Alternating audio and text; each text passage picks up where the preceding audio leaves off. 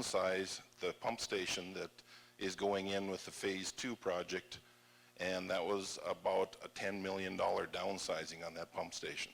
So we netted about a $6 million savings there on that project. The Highway 83 bypass project, when that was going on, we were able to partner with the DOT and tie into their embankment going across there for flood protection. And we also worked with them when they were modifying the bridges to lengthen the bridges so that we had more conveyance under those bridges in the event of another flood event. Again, that project's done about $2 million. It's kind of cut off at the top, but you see the improvements. That should be Broadway improvements. When the Broadway Bridge was reconstructed, we were able to, again, work with the DOT, tie into the embankment of the Broadway Bridge, and tie our flood protection into that, which saved us several hundred feet of flood wall that, you know, at $4,000 or $5,000 a foot for flood wall was a large savings for that. The Napa Valley levee, that $28 million project, MI2, is ongoing project now. That starts at the 83 bypass, goes over to 16th Street by the water plant. But like I said, $28 million project. That in conjunction with MI3 is another $7 million project. That is scheduled to be complete this fall. It's about 6 months ahead of schedule, so we're happy to see that. I'm sure some of you are aware of the inconvenience that you're experiencing now at 16th Street, but I assure you it'll be worthwhile when it's all done. We'll get that closure in there, and we'll have good flood protection. MI1, 4th Avenue flood wall project, again, that's about a $45 million project, 188,000 gallon per minute stormwater pump station, about 3,000 feet of levees, utility relocations. That is scheduled to be completed in May of 2021. So that'll be a little longer before that's completed, but we hope to have most of the flood walls done by this fall, and the booster station or the pump station by the middle of next year online, so that's usable. That pump station serves a large part of pretty much everything north of there in Minot. All drains down. Used to drain to the river, but now that we're putting flood protection in there, that all has to be captured, taken over to a pump station, and pumped into the river by a force main in the event of a flood. The water treatment plant, it's kind of our initial project that started out. It was about a $30 million project. I've said it over and over. To me, that was one of the most important projects that we have done so far in the flood protection, because it provides protection to our water plant, which I think is our most important piece of infrastructure we have in the city. If you don't have water, you don't have anything.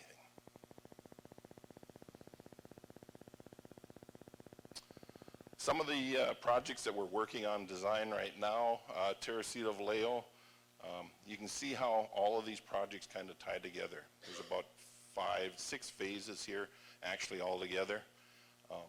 So it's important that we get all of them tied together. Once we do, and when we get to the next slide, I'll show you the impact that that will have when this is all done. But Teresita is about 70% designed. Hoping to have that out for bids next spring and get going on that. That's kind of the west end of the protection for Minot. Maple Diversion, it's about 30% designed. That's a piece of the project that we've been working with the Corps of Engineers and have a federal interest in. So we're hoping to leverage some federal dollars with that. Again, some steps we have to go through yet on that, but in the long term, it'll leverage about $58 million of federal funds to help with the flood protection work. Rodeo Road Levee, or East Tieback Levee, MI5. Again, kind of the east end of this phased approach that we're taking on this to complete the line of protection through town. It's about 90% designed. We're kind of at a standstill on that one. We're working with the railroad. We have to cross BN's main lines, and you don't do that easily. You don't do it cheaply.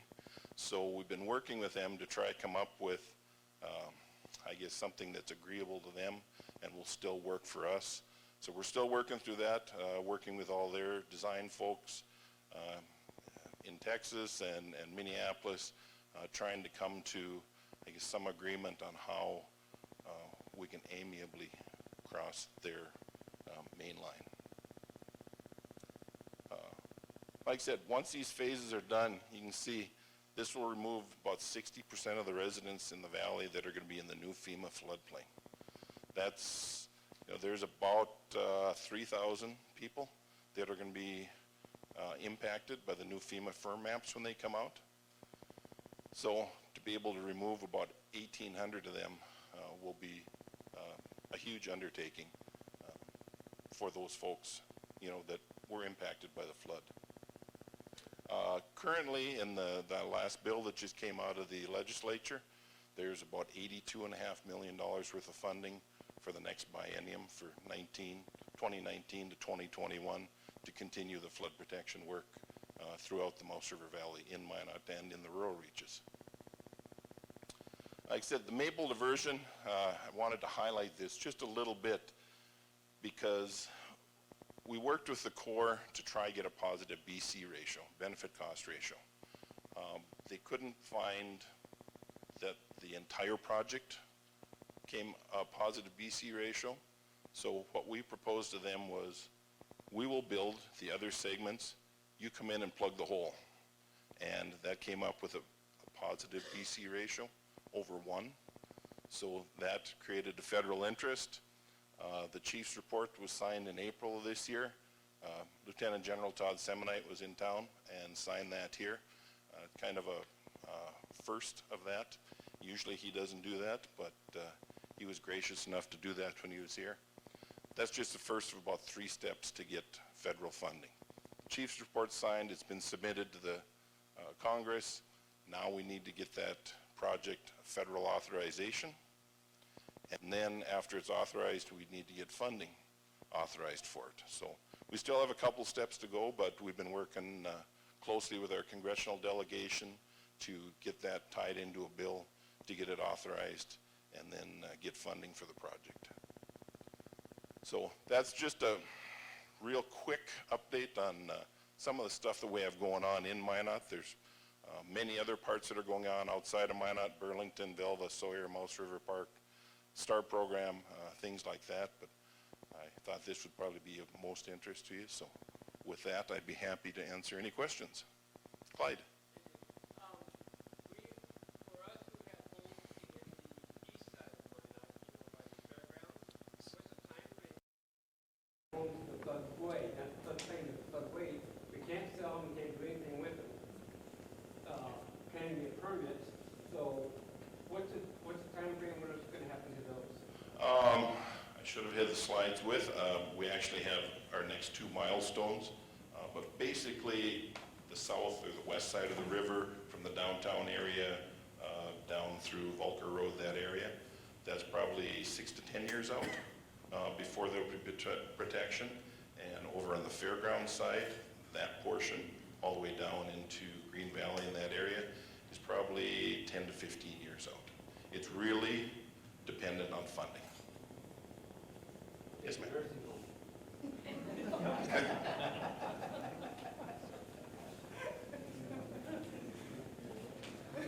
Going back to the maple diversion, how long do you think it's going to take to get completed? Just to estimate, like 10 years or 5? No. Right now, once we get the funding locked in for it, and it's probably going to take us 2 years to finish the design, get the funding locked in, get from the federal. But a project of that size, it's about a 3-year build to do it with all the phasing. There's a lot of work. It's a large channel, levees. There's a large railroad bridge that has to be built for CP, so that's probably 5 years. The goal is to complete these phases, since there's legislative intent in the state legislature to fund these through 2025, is to have them done by 2025. If there was a flood threat, could you divert water from the maple diversion? like from Forest Road to Broadway? No. There's no way? No. No, we need to have the channel built and the levees on the north side in order to divert the water. So right now, we would still be fighting it along the river, building protection along the river to battle it. Dan, I've never heard the number, but how much of the city hall would have been flooded had they not put in the dike? And given that the rest of the people that have houses, how high would the dike have to be to protect the city hall versus building a new city hall? Going from memory, there probably would have been about 3 to 4 feet of water in City Hall, in 2011. Because from what I recall, being down there, the water got up to about the yellow light on the traffic signal. So that would, like I said, it'd be roughly 3-4 feet on City Hall itself. And the one thing about to keep in mind with the City Hall is, that's where the police department and the PSAP is. So there's a lot of very critical communication infrastructure there. Thank you, because I think that's a concern of a lot of the people in the city, is that why are we spending money for a new city hall? We just doubled the city hall space less than 15 years ago, and they're looking at the old fire department that's not used, but knowing that there would be a 3-foot water level in the city hall, that changes a lot of look. And I think that we need to let everyone know that that's why it's being considered so hard. When can you have that come out? Right now, we just had FEMA and the State Water Commission in town, and it looks like they'll be out the summer of 2020, and tentatively about the earliest they would be active would be February of 2021.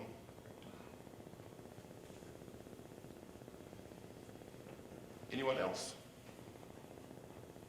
All right, thank you. I'll turn it back to the boss. Yeah, thanks, Dan.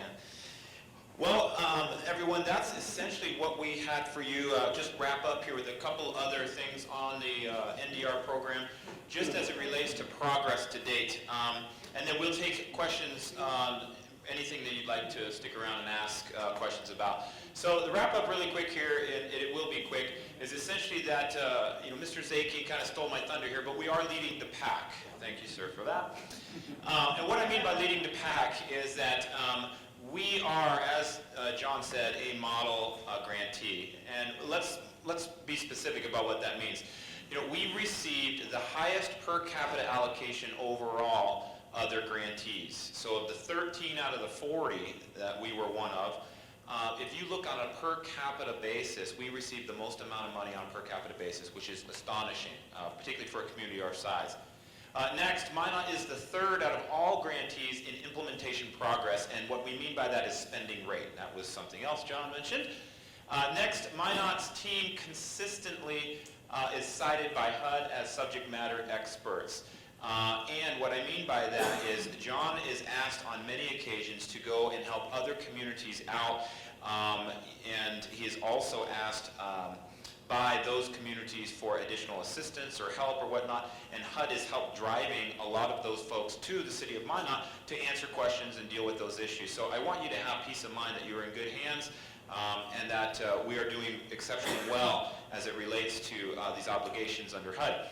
Lastly, I kind of mentioned that already, HUD constantly refers to the city as a model grantee.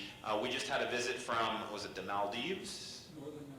Northern Marianas. We had some folks, some staff from there that came to visit Minot and work with John and our team to get information about how to implement CDBG DR funds in their communities as well over there. And that's clear across the Pacific for the most part. Yeah, Saipan, just north of Guam, if you will. So, we're helping people all around the world, essentially. And so, we feel very good about what we're doing. It doesn't make any less frustrating sometimes, the work in and around the rules and those kinds of things. But anyway, I wanted to give you that sort of peace of mind. Lastly, HUD does have such a high degree of confidence that they waived our audit this year. That's a really important thing. Because typically, you know, they'll audit every single year, but they're feeling very good about what we're doing and how we're administering. And of course, if you are leading in a lot of different ways and considered a subject matter expert, that helps lessen it raises the confidence level and lessen the amount of audits that you're going to get. So we feel good about that too. A couple other quick things here.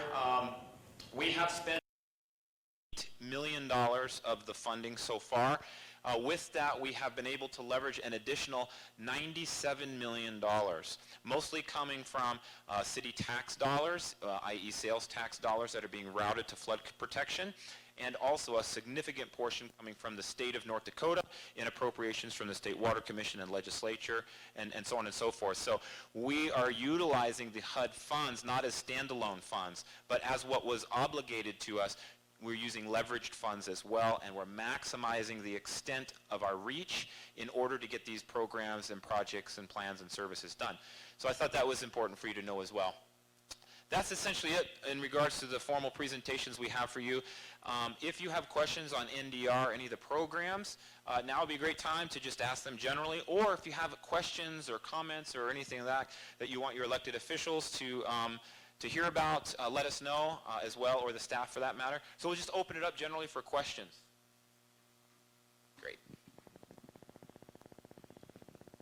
Yes, I have a question relative to the gathering place. I go down to the Parker in the morning for breakfast, and our table this morning, we had 786 years of experience sitting around it.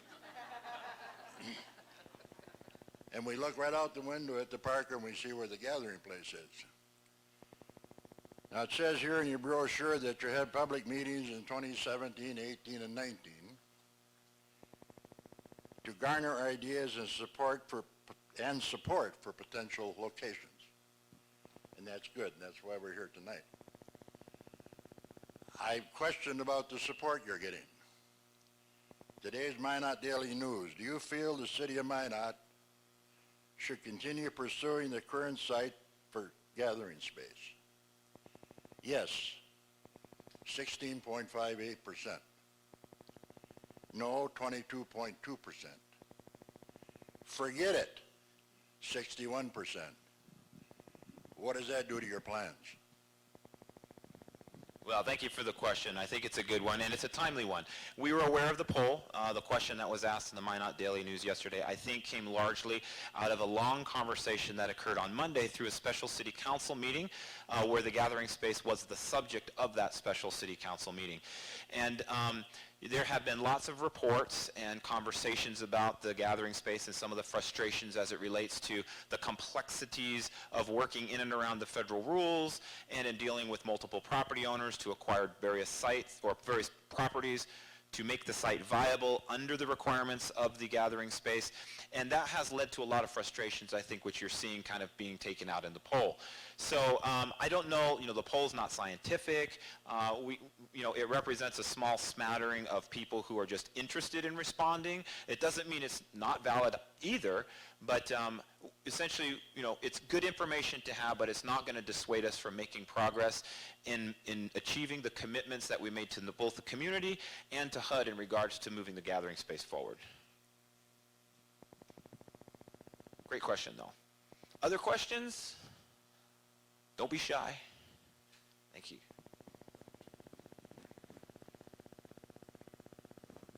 In response to our single-family affordable housing, this is a wonderful program to get people, as you said, moving out of the floodplain into better housing availability and the availability of the low-interest loans.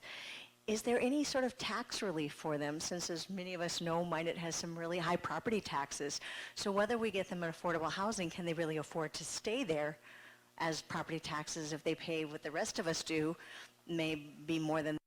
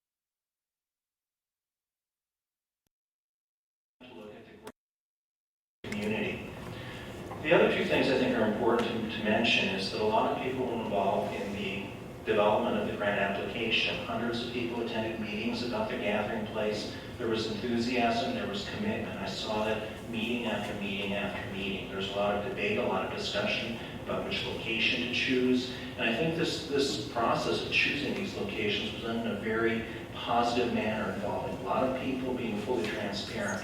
And we made a commitment to those people who were involved in that process and to all the citizens that this is something we thought was important. Some of us thought maybe it was less important than others, but we made a commitment to those citizens. And even more importantly, I think in a sense, is that we're bound. We made a promise. We made a promise when we submitted this grant application to the community and to the federal government. It's a legally binding promise, and it's also a moral promise. And I think people should keep their promises. And it may be a little bit old-fashioned, but I think people should be keeping their promises. And this was a promise that we made. The other end of it is that it jeopardizes funding. I don't want to give this money back to the federal government. I don't want to give up $6 million that I think can be valuable for the community. And even more importantly, I don't want to take the risk of them reevaluating the whole thing and us being in the position of having to give back a chunk of money or perhaps even all of it.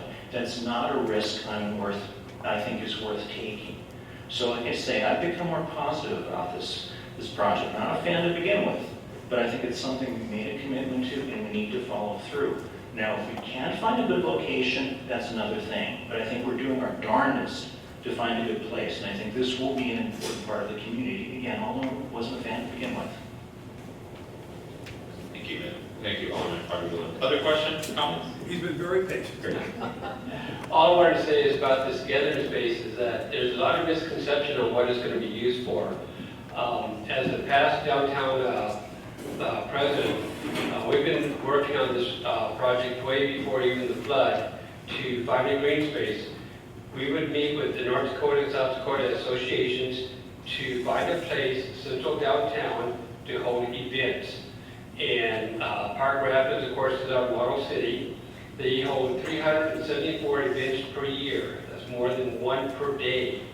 We have over, if I remember right, we have over 300 businesses downtown. That's a lot of entrepreneurship in downtown to support Minot. That's a lot of tax money that's coming in. And this event gathering space, community center is what I like to call it, event center, is going to be a very big plus to help Minot and to help all the citizens of Minot. So just don't think of it as a gathering place. It is actually an event area that we can hold all of our future events at. Thank you.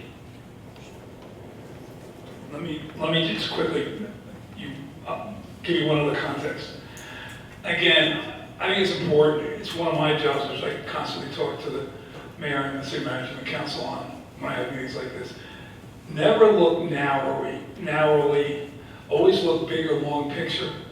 Because I know there are some, I've heard this. Well, just give the money back. Well, here's the problem. God forbid, but if we ever have a future disaster and we fail to meet the current obligations that we have made a promise to HUD or any other federal agency, Dan is dealing with multiple federal agencies. And he's doing, I don't envy him. I'd rather, as crazy as my job is, I'd let him have his job because it's crazier.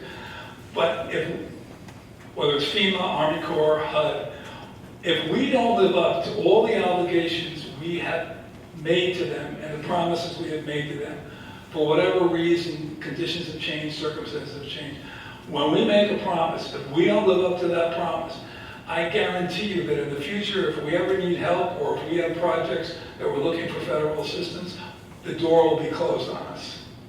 So you need to keep that in mind. It's credibility not just for today and through September 30th, 2022, but it's credibility for the next century and for the future generations of Minot that we maintain good relationships with all these federal agencies that are really stepping up and helping us with the recovery and all the flood construction.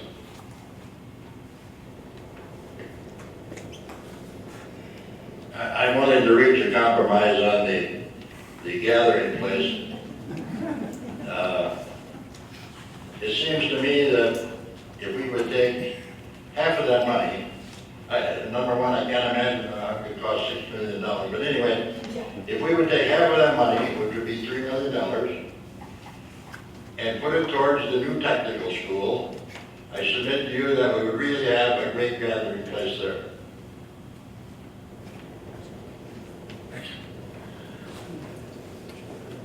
Thank you for your comment. I think this might be an opportunity to weigh in on the gathering space for these things. I just came from the Fair Center with the FMCA folks where the entire All Seasons Arena is entirely full of people from all around the country. And I specifically asked to raise their hand if this is their first time in North Dakota. I'd say about 90% of that audience raised their hand. Their very first time in North Dakota, and they're here. I only had about 6 or 7 minutes, but I also did ask if anybody had been downtown. And dang near half of the entire audience raised their hand and went downtown and gave one heck of an applause about the improvements that we've done on the look of what our downtown is. Now, I also did want to chime in on one big piece that actually has played a big part not only this last legislative session, but has played in a role in the last BRAC rounds. The base realignment and closure commissions. And when one does come around, and it will again, inevitably, that happens.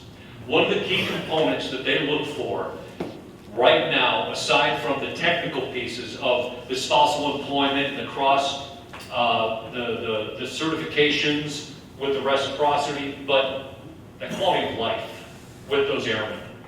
And I can tell you right now, we as Minot, North Dakota, have got to literally jump over hurdles to compete with those areas all around the country that have that availability 12 months a year because they don't live in northern climate. So what is it we're going to do to improve our quality of life for the airmen and women so that if any of our missions ever do down the road get questioned, or any new missions? A big piece of that is our main street, is our identity, and is a multiplier factor like a gathering space, something where we can hold multiple events year-round. This isn't a park. Now, granted, yes, when we put our application in, gathering space park, but it is something that is so centralized that we can use it as a multiplier, not just economically, but within our quality of life that we have right here in our community. It really does fundamentally change how our community would look and respond through a background in quality of life contingency, but also economically. I mean, we've seen it all across the upper Midwest and all across America. Those communities that are investing in their downtowns, those communities that are looking beyond the here and now, that we just don't want to do anything extra and keep it status quo, those are the ones that are struggling. And we've already seen that with the Bismarcks and the Fargos, Sioux City, Iowa, and Rapid City. Our challenge, like John said, is we're trying to do this with NDR dollars. None of these other programs have had to work through those fine parameters. I think we can get there. The biggest challenge is looking beyond the here and now. And I think for a lot of folks, it may not feel genuine if it isn't accomplished within 1 or 2 years. A complete transformation of a downtown, which is also a transformation of the entire community, takes more than 1 or 2 years. That is the reality. That's why I look at a lot of these different programs in the NDR, is this may not be fully realized when I'm done being mayor, by then. But that's also what we committed to with flood control, that we knew dang well it was going to take more than 1 or 2 years, and it was for the long haul. That's my piece on the community gathering space. Thank you, Mayor. Have we had, yes, another question or comment?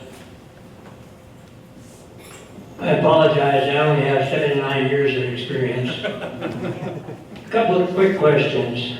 What's developing on 55-plus housing, whether that would be possible with some of the Trinity properties?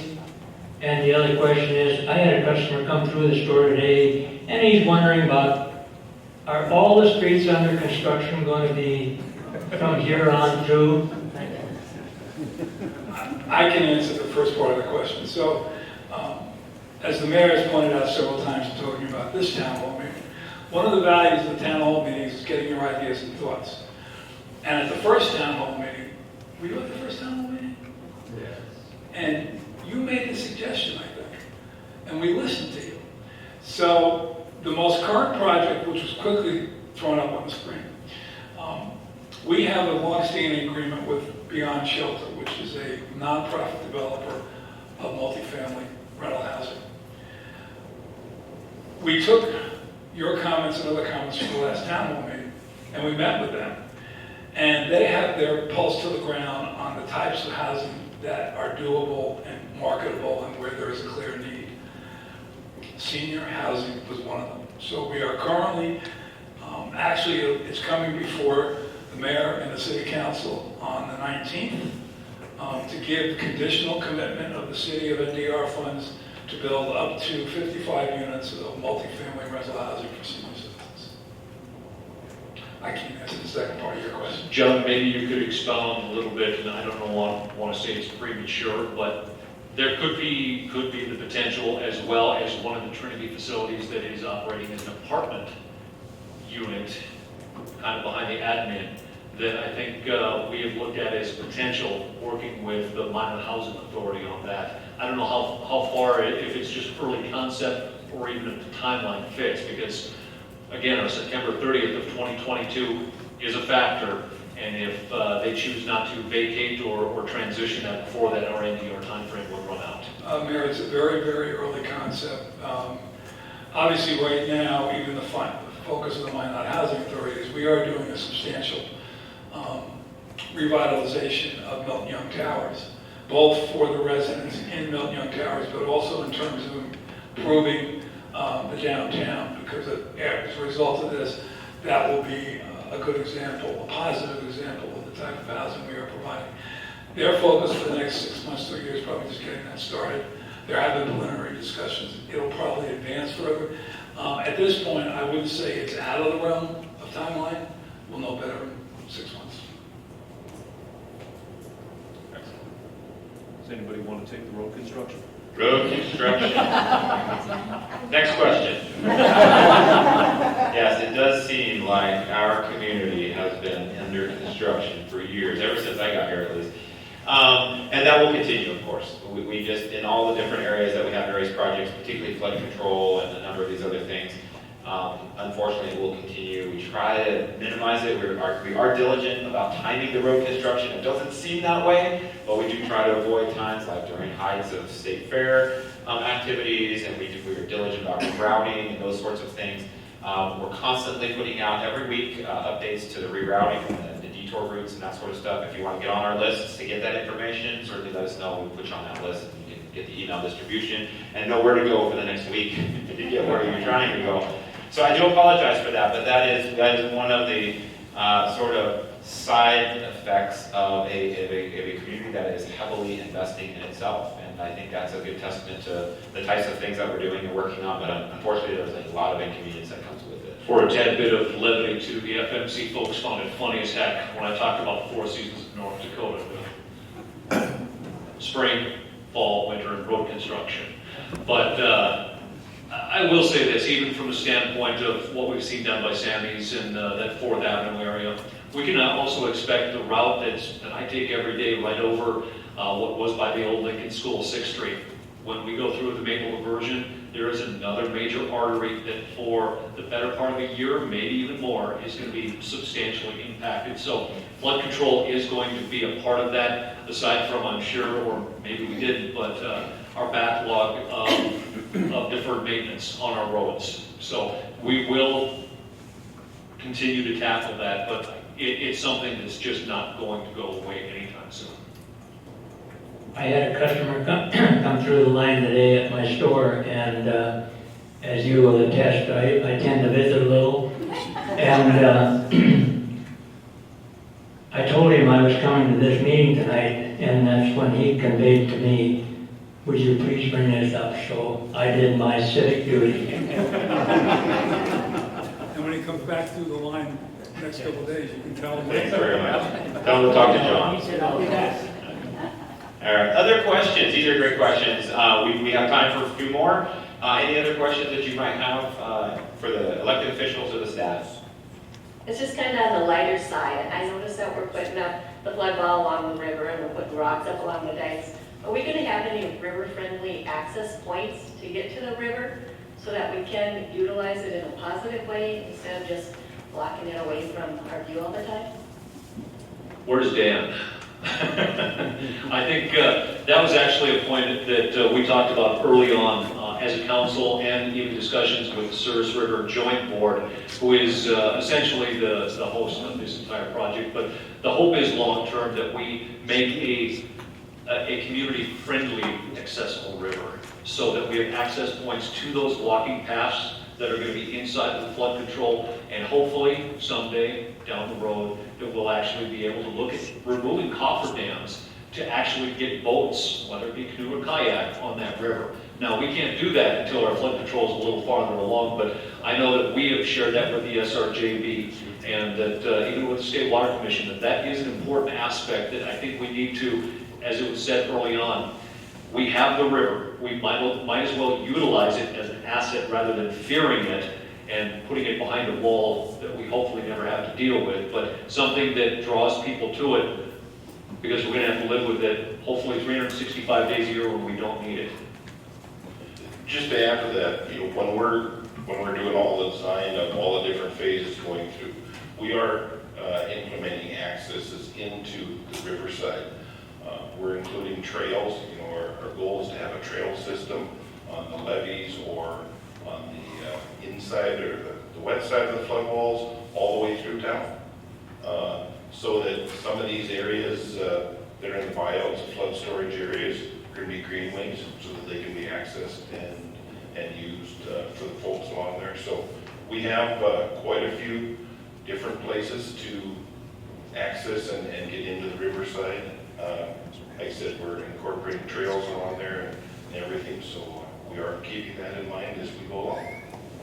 Yeah, I'll just maybe add one more piece to this, because it has been brought up as, who's going to maintain it and what's that cost going to be, the operation and maintenance. And that is something that we're going to have to, as a community, look towards long-term, aside from just the construction of the project. But the idea is to build pieces of that are going to be low cost to maintain. If you think about the trails that were out by the Wheelinks, where you had a trail along there, you didn't have everything mowed down to the nump, and it didn't look like a park in the full essence. But a big chunk of that is, I would expect, going to be that low cost, low maintenance, but accessible and community friendly, with areas that obviously might look a little more like a park to be used by the community during those seasons.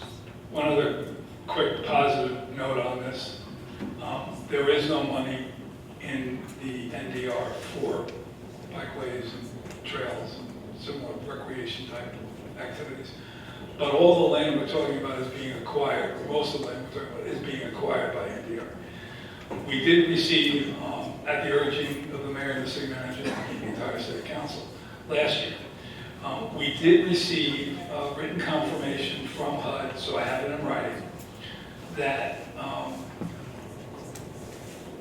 recreation activities, including trails and bikeways, that do not impede the flow of water are eligible to be constructed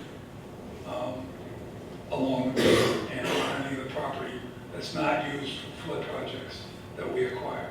So at least we know it's legal. Now, as the mayor pointed out, the question is going to be finding the money and maintaining it, but it is legal. And so we got that out of the way. I'd like to comment on this too. One of my other passion projects has been the Friends of the Service River, and we've been advocating very loudly for the past several years for access points, for addressing the dead loops. I do think we're making progress there, and one sign of that is that I just got news of yesterday is that Ward County Parks has installed a canoe and kayak access dock. This would be a lot that they acquired through flood protection. Actually, the SRJB acquired through flood protection and then transferred to Ward County. It's just to the east of East Side Estates. I haven't been down to look at it personally yet, but I saw a picture. It looks like a remarkable facility. But this stuff, it takes a lot of time. It's been probably years of advocacy, and continually pushing against the process to say, hey, we'd like to see this. But it is happening. We need lots more comments and support like this in these types of meetings to make sure everybody understands that this is a desire of the community. Excellent. Thank you, Alderman Wolski. Okay, so we have about 5 minutes for additional questions, or if you have none, you're free to hang out a little bit longer. We have tables with information on them if you didn't get information. Please make sure when you came in that you grabbed one of the flyers. That's a comprehensive update of sort of mid-project review for the NDR program. If you don't have one, make sure you grab one. And we'd love it if you took a couple and handed them out to your friends and neighbors so they know kind of what's going on. Share the information tonight that we've shared with you with your friends and neighbors. We'd appreciate that too. Last and final call for questions, comments, concerns, those types of things. Good work. All right. Thank you all very much for your time this evening. We appreciate you coming. Have a safe